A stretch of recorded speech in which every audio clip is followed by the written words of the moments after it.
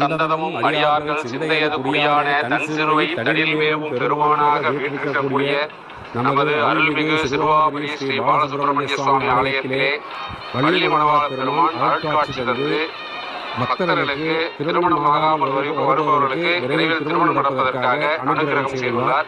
உற்சவர் ஜபமாலை கிண்டியுடன் கட்காஸ்தம் வள்ளியை மனம் புரியும் போது கைப்பிடித்து மணவரையை சுற்றி வருவது போல் ஒரு காட்சி அமைந்துள்ளது. எல்லா இடத்துலையும் வள்ளி தேவதாவோட முருகன் இருப்பார். இங்க பிரார்த்தனை பண்ணுவோம். வள்ளி மாத்திரம் இங்க திருமணத்துக்காக பிரார்த்தனை பண்ணுவது ஒரு 6 வாரம் எந்த கிழமை அதே கிழமை பிரார்த்தனை பண்ணிட்டு சீக்கிரமா விரைவில் திருமணங்கள் நடைபெறும் என்பது ஐதீகம். இங்க நிறைய பேர் வந்திருக்காங்க. நிறைய பேர் திருமணங்கள் நடந்து இந்த ஆண்டு வருவது அடுத்த ஆண்டு வருவதற்குள் திருமணம் முடிந்து வருவது கண்கூடா காணக்கூடிய காட்சியாக உள்ளது.